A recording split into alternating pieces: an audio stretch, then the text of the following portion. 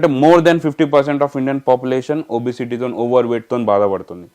ఈడైతేనే వానికి మార్కెటింగ్ ఉంటుంది. నేను 3 డ్రింక్స్ తాగుతా, ఇక నేను అన్నం తినా ఏం చేయను, నేను ఓన్లీ ఇవి డ్రింక్స్ తాక్కుంటూనే ఉంటా.